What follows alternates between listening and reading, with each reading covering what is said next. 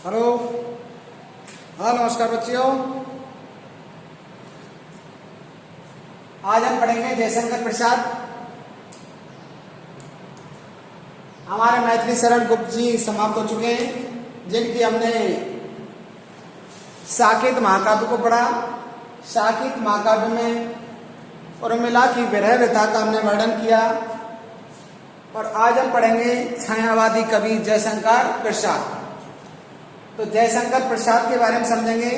जयशंकर प्रसाद कौन से काल के कवि हैं, कहाँ से हैं।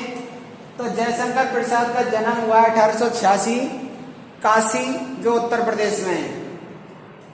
काशी यानी आज का वाराणसी, वाराणसी यानी बनारस, आज जिसे वाराणसी कहते हैं, यानी काशी में इनका क्या हुआ है, जन्म हुआ है उत्तर प्रदेश में। और मृत्यु है इनकी 1936 ईस्वी में। 1886 में इनका जन्म है, 1936 में इनकी क्या है, मृत्यु है काशी में। तो जयशंकर प्रसाद सबसे पहले तो यह है कि आधुनिक काल के कवि हैं। कौन से काल के कवि हैं, आधुनिक काल के कवि हैं। और आधुनिक काल का तुम्हें पता ही है,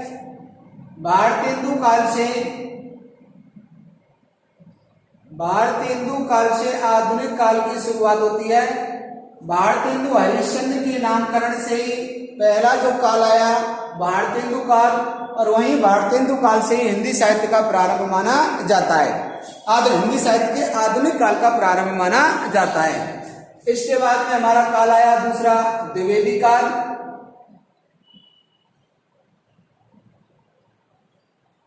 और तीसरा जो काल है हमारा यह है छायावादी काल, छायावाद। तो आधुनिक काल की शाखाएं, आधुनिक काल में पहला काल आया है भारतेंदु काल, उसके बाद में आया है दूसरा द्विवेदी काल, और तीसरा जो काल है वो है छायावाद। अगला जो काल आएगा छायावाद के बाद वो होगा प्रयोगवाद, प्रगतिवाद। पहले प्रगतिवाद आएगा, इसके बाद आएगा प्रयोगवाद, और इसके बाद में आ जाएगी हमारी नई कविता। इस प्रकार से आधुनिक काल का ही नामकरण किया गया है, आधुनिक काल को ही विभाजित किया गया है अनेक कालखंडों में। तो हमने अभी जो मैथिली शरण गुप्त के बारे में पढ़ा, ये कौन से काल के कवि थे, हमारे द्विवेदी काल के कवि थे।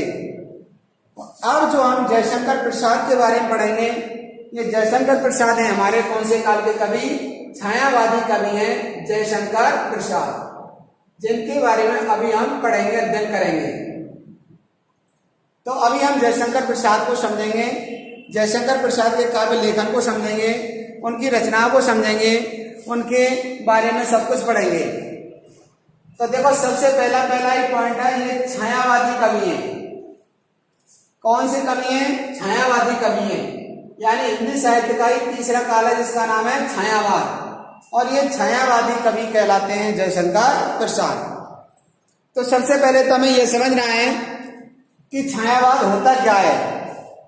हमने बहुत सी बार पढ़ा है छायावादी कवि हैं, छायावादी कवि हैं, और भी कई कवियों का नाम आएगा, उनको भी पढ़ेंगे, उनके बारे में भी समझेंगे। लेकिन सबसे पहले एक शब्द आया है कि ये छायावादी कवि हैं। तो छायावाद होता क्या है, तो देखो सबसे पहले इसे कई परिभाषाएं।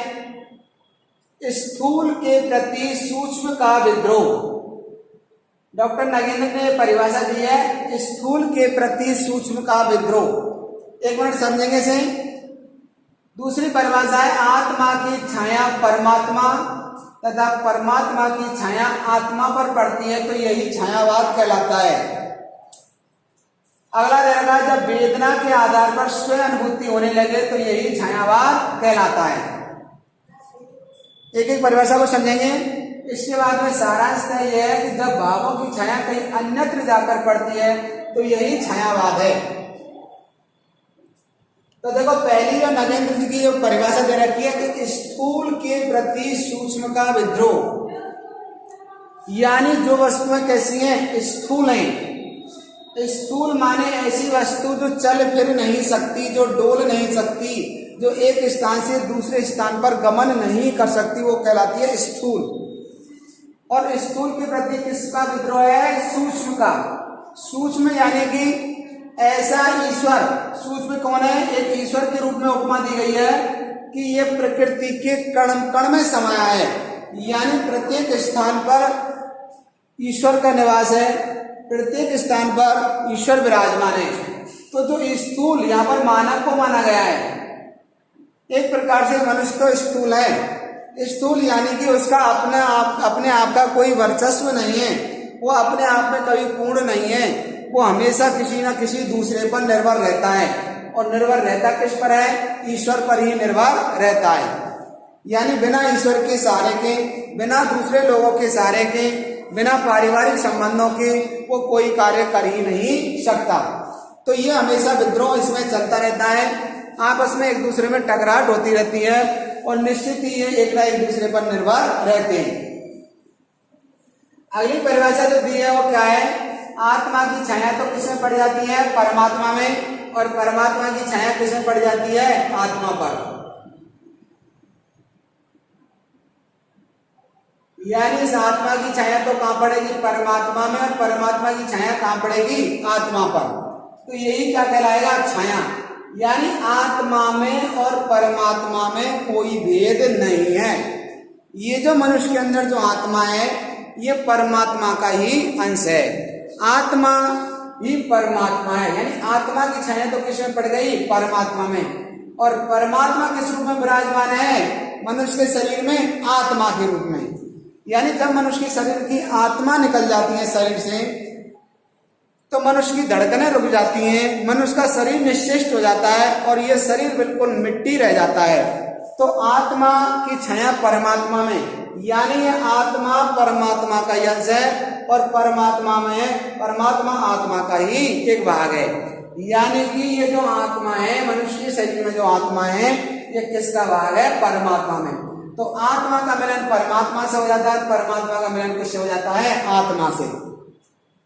तो मनुष्य जब अपना सरोकार, जब मनुष्य अपना रिश्ता, अपना नाता उस ईश्वर से कायम कर लेता है, ईश्वर में एकाकार हो जाता है, ईश्वर में लीन हो जाता है, खो जाता है, उसमें रम जाता है, यानी कि मनुष्य में किसी प्रकार का भेद नहीं करता। जब मनुष्य एक दूसरे का आदर सत्कार करने लग जाता है, आदर सम्मान करने लग जाता है, जब मनुष्य सोचता है कि इस दूसरे मनुष्य में भी ईश्वर का निवास है, क्योंकि इस मनुष्य के शरीर में भी आत्मा है और आत्मा ही क्या है? परमात्मा है। तो किसी का दिल दुखाना तो मतलब ये नहीं है किसी का दिल दुखा रहे हैं तो हम दूसरे आदमी को कष्ट पहुंचा रहे हैं, उसे संकट में डाल रहे हैं। हम उसे नहीं बल्कि किसे संकट में डाल रहे हैं? परमात्मा को। परमात्मा को दुखी कर रहे हैं हम, और परमात्मा को दुखी करना मनुष्य का धर्म नहीं है। तो हर मनुष्य के शरीर में आत्मा विराजमान है और ये जो आत्मा है ये ईश्वरीय अंश है, ईश्वर का ही एक भाग है, ईश्वर का ही एक रूप है। इसलिए हमें प्रत्येक मनुष्य की आत्मा को समझना है, उसके अंदर उसकी परमात्मा को समझना है। और जब आत्मा और परमात्मा का मिलन हो जाता है तब दोनों मिलकर के एक हो जाते हैं। यही क्या कहलाता है? छायावाद कहलाता है।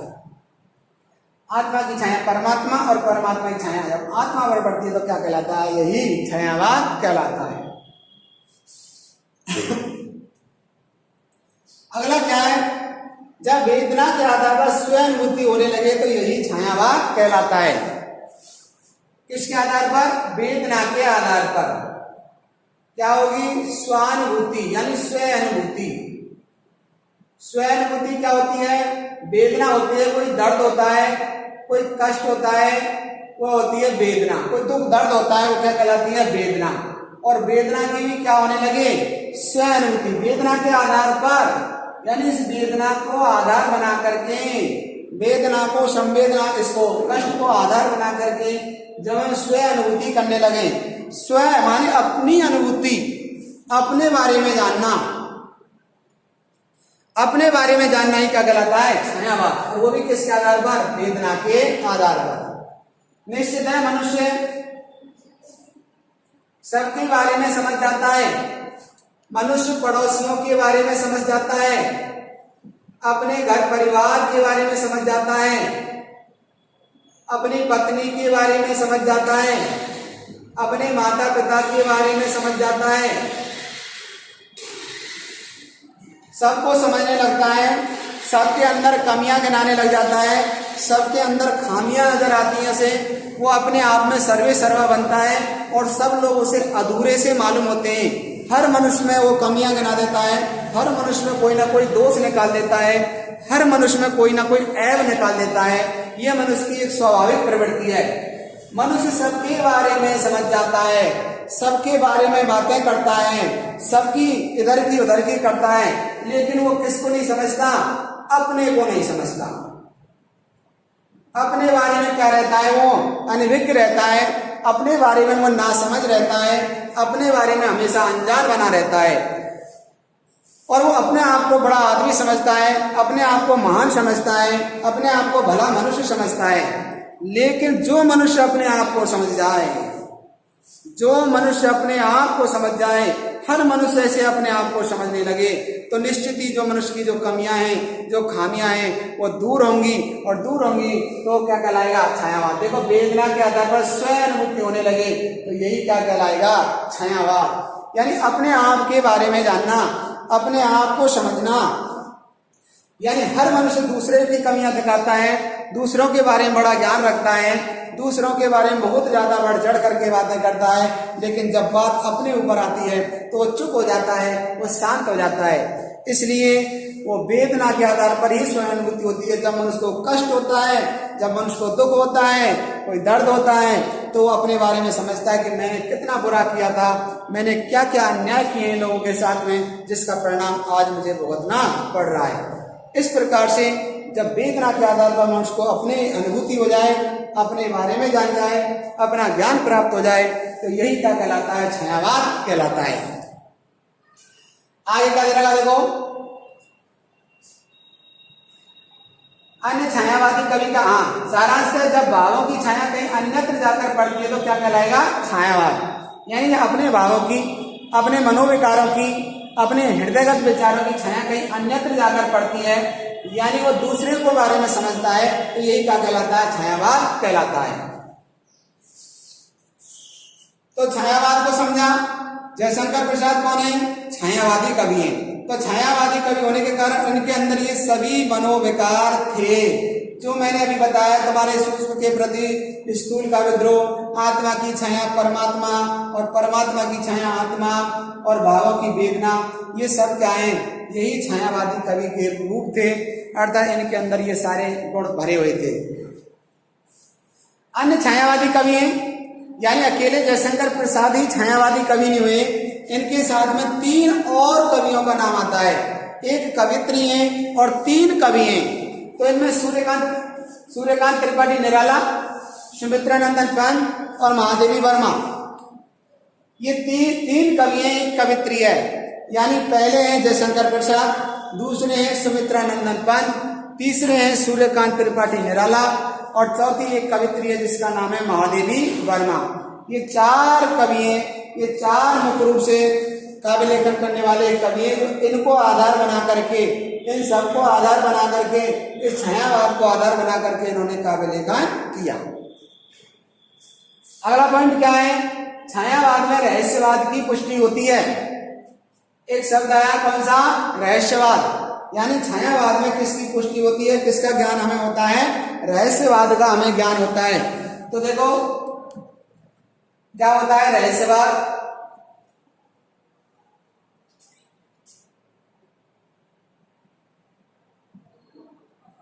शब्द है रहस्यवाद। तो रहस्य मतलब होता है मनुष्य के वे विचार, मनुष्य की वो भावनाएं,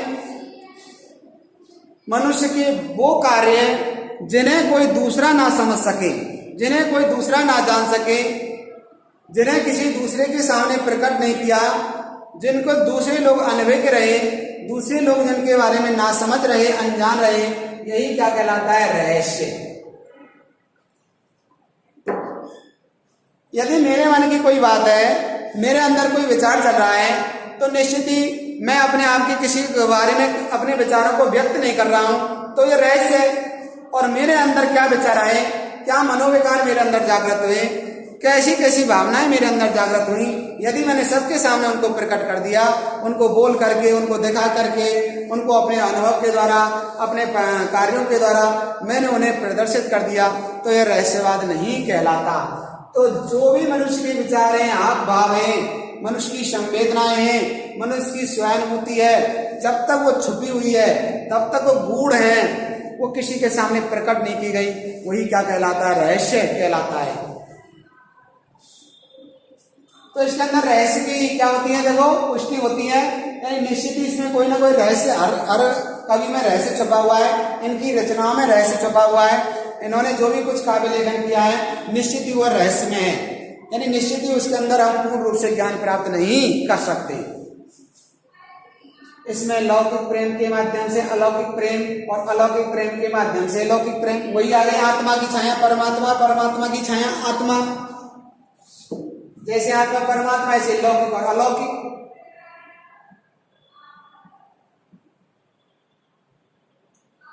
एक है लौकिक और दूसरी है अलौकिक,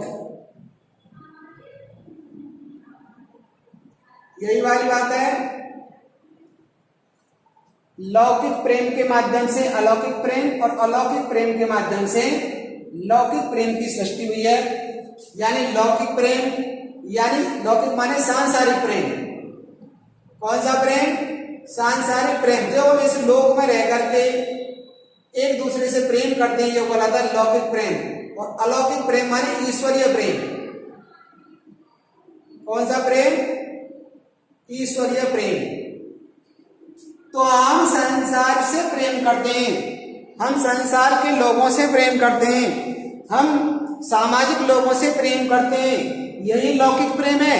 और इस लौकिक प्रेम से ही हमें अलौकिक प्रेम की सृष्टि हो जाती है, अलौकिक प्रेम प्राप्त हो जाता है, अर्थात हम संसार से प्रेम करते करते हम ईश्वर से भी बंध जाते हैं, ईश्वरीय बंधन में भी बन जाते हैं, क्योंकि सांसारिक लोगों में ही ईश्वर का निवास है, सांसारिक लोगों में ही ईश्वर निवास करता है। तो लौकिक प्रेम के माध्यम से अलौकिक प्रेम की सृष्टि हो जाती है। छायावाद के 4 स्तंभ में वही है प्रसाद बंद निराला और महादेवी, यानी 4 स्तंभ हैं, 4 खंबे हैं, 4 खंबे 4 पिलर हैं।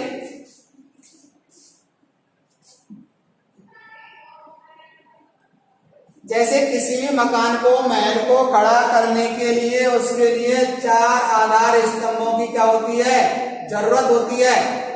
यदि उसमें से एक भी खंबे को, पिलर को निकाल दिया जाए तो निश्चित ही है वो मकान तहस नहस हो जाता है, ढहस जाता है।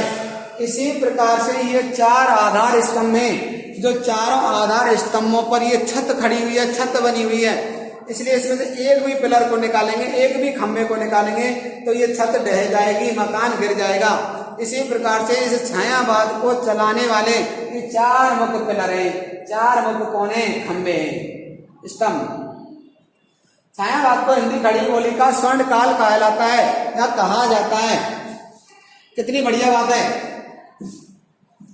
छायावाद को हिंदी कई खड़ी बोली का कौन सा काल कहलाता है, स्वर्ण काल। तो देखो हमारी बोली आती है खड़ी बोली,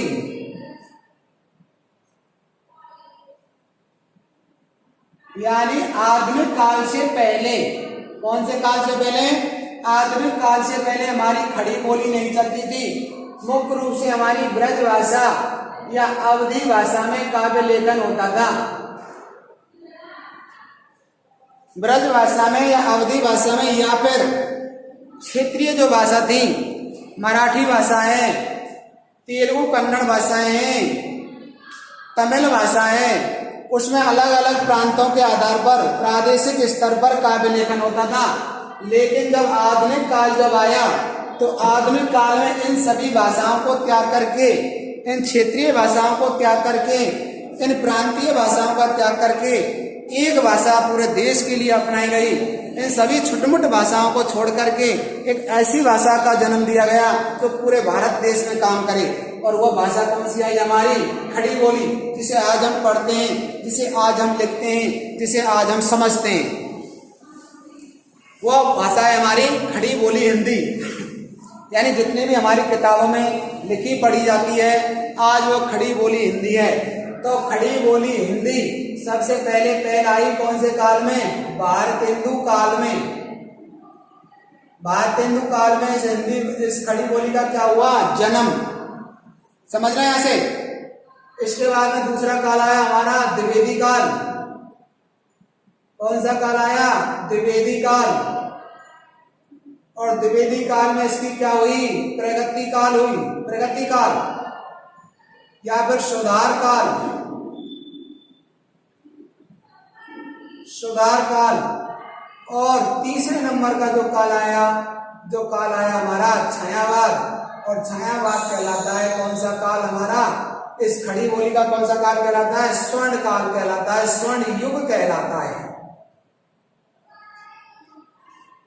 ध्यान से सुनेंगे।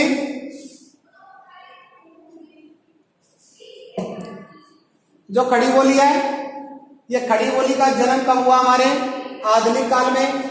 आधुनिक काल से पहले कौन सी भाषाएं चलती थी? हमारी प्रांतीय भाषाएं चलती थी, देसी भाषाएं चलती थी, जिन्हें बोली कहते थे। जिन्हें कौन सी क्या कहते थे? बोली यानी प्रांतीय आधार पर बोली जाती थी। वैसे आज खड़ी बोली ने एक भाषा का भी रूप धारण कर लिया है। तो ये जो ब्रज है, अवधी है, तमिल है, मराठी है, जितनी भाषा में काव्य लेखन होता था,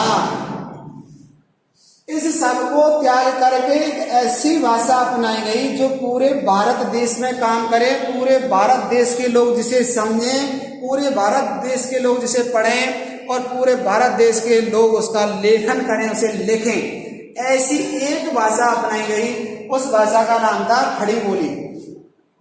तो काल में कौन से में आई? आधुनिक काल में। और आधुनिक काल का प्रारंभिक काल कौन सा कहलाता है? भारतेंदु काल।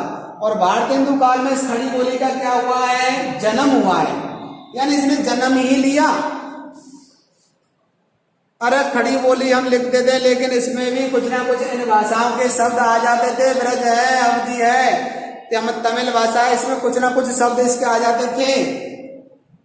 अंग्रेजी भाषा के भी कुछ शब्द इसमें आ जाते थे, आज भी आते हैं तो। लेकिन इन भाषाओं के ज्यादातर शब्द आ जाते थे क्योंकि जन्म ही तो हुआ है अभी भाषा का, एक साथ इतना सुधार नहीं हुआ। लेकिन द्विवेदी काल जब आया तो इसमें से जो अन्य भाषाओं के जो शब्द थे और अन्य भाषाओं के शब्दों का परिमार्जन किया गया, उनका शोधन किया गया और एक साफ सुथरी भाषा बनाने का प्रयास किया गया, जिसका नाम था खड़ी बोली। तो द्विवेदी काल में इसका सुधार हुआ है। द्विवेदी काल में इसका क्या हुआ है? सुधार। और आधुनिक भारतेंदु काल में जन्म लिया, द्विवेदी काल में सुधार हुआ और छायावादी युग में ये दौड़ने लगी, ये भागने लगी। यानी इसने इतना विकास कर लिया कि ये खड़ी बोली का कौन सा काल कहलाया? स्वर्ण काल। स्वर्ण काल यानी इसके वैभव का काल, इसकी समृद्धि का काल, इसकी प्रगति का काल प्रारंभ हो गया। तो देखो ये खड़ी बोली का स्वर्ण काल कहा जाता है। ये प्रारंभ में कलाधर उपनाम से ब्रज भाषा में काव्य लेखन करते थे। जयशंकर प्रसाद जो थे, जब पहले काव्य लेखन करते थे तो अपना नाम क्या दे रखा था इन्होंने? कलाधर। क्या नाम दे रखा था इन्होंने? कलाधर। और कलाधर उपनाम से ये क्या करते थे? काव्य लेखन करते थे। बाद में ये मूल नाम में अपने माए, बाद में इन्होंने प्रसाद के नाम से काव्य लेखन किया, लेकिन ब्रज भाषा में काव्य लेखन इन्होंने कलाधर उपनाम से किया। रचना में ध्रुव स्वामिनी, स्कंदगुप्त, चंद्रगुप्त ये इनके नाटक हैं। कंकाल, तितली और इरावती ये इनके उपन्यास हैं। ममता, छोटा जादूगर, पुरस्कार, शलीम और गुंडा इनकी कहानियां हैं। कामानी, उर्वशी, करुणालय, प्रेमपति, महाराणा का महल, झरना, आंसू, लहर ये इनके काव्य हैं। और सबसे महत्वपूर्ण लाइन देखिए, कामानी इनकी कालजयी कृति है। कामायनी जो इन्होंने रचना लिखी है इनकी कालजयी यानी काल पर विजय प्राप्त करने वाली, समय के अनुसार रुकने वाली नहीं बल्कि लंबे समय तक कायम रहने वाली रचना है। कौन सी? कामायनी। इसमें क्या दिया है देखो, आदि पुरुष मनु की जीवन गाथा का वर्णन है। जो हमारे आदि पुरुष हैं जिनका नाम क्या है? मनु। हमारे आदि पुरुष हैं जिनका नाम क्या है? मनु। और आदि पुरुष मनु के बारे में क्या किया इन्होंने, इसके जीवन गाथा का वर्णन किया है। आदि पुरुष कौन सा पुरुष है, आदि पुरुष, और आदि पुरुष का नाम है मनु, और मनु से बना है हमारा मानव। आज जो मानव नाम का एक शब्द जो हम बोलते हैं, सभी मानवों में सभी मानव प्यार प्रेम से रहें, मानवीयता का भाव हो, तो ये मनु शब्द से ही बना है हमारा कौन सा शब्द, मानव। मनु में ही प्रत्यय लगा हुआ है, अप्रत्यय लगा हुआ है, और मनु में अप्रत्यय लगने से बना है मानव शब्द। तो देखिए इस कामायनी रचना में, जयशंकर प्रसाद की रचना जो कामायनी है, इसमें जो आदि पुरुष है, आदि माने प्रारंभिक पुरुष, सबसे पहले का जो पुरुष है, हम सब मनु की ही संतानें हैं। हमारे जन्मदाता, हमारे पूर्वज, हमारे दादा परदादा कौन है, मनु है, और मनु से ही क्या बना है, मानव, यानी हम सब मनु की संतान हैं। और मनु की पत्नी का नाम भी आता है जिनका नाम है श्रद्धा। क्या नाम आता है, श्रद्धा। तो हम सब श्रद्धा और मनु की संतानें। तो हमारे दादी बाबा कौन है, मनु और श्रद्धा, यानी हम सब मनु की ही संतान हैं। तो इसमें कामायनी रचना में मनु नाम का जो आदि पुरुष है, उस आदि पुरुष के बारे में बताया है, क्योंकि संसार में एक बार क्या हो गई थी, प्रलय, और इस प्रलय कालीन संसार में सब कुछ जलमग्न हो गया। प्रलय भी कौन सी थी, जल प्रलय, जल ही जल हो गया। आसमान से इतनी बरसात हुई कि संसार में कुछ बचा ही नहीं, और बचे तो कौन बचे, मनु।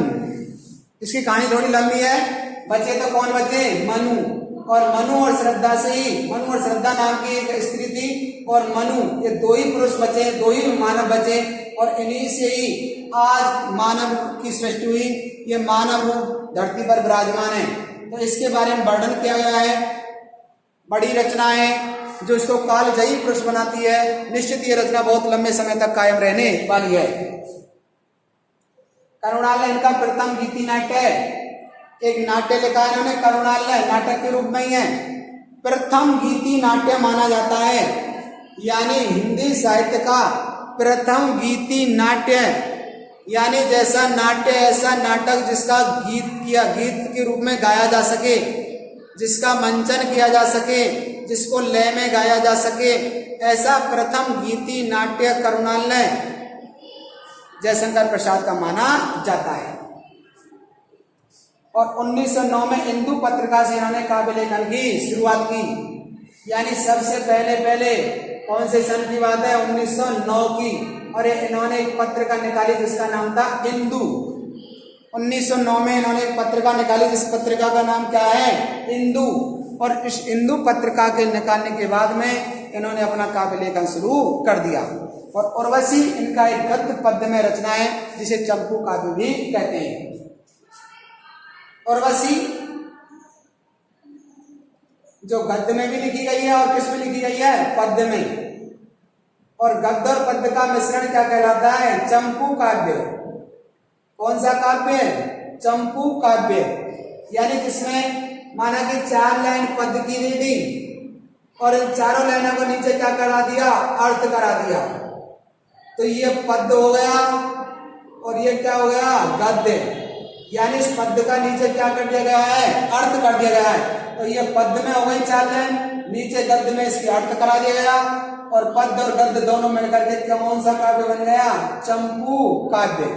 इस प्रकार से जयशंकर प्रसाद की काव्य यात्रा होती है। धन्यवाद बच्चों, कल पढ़ेंगे हम।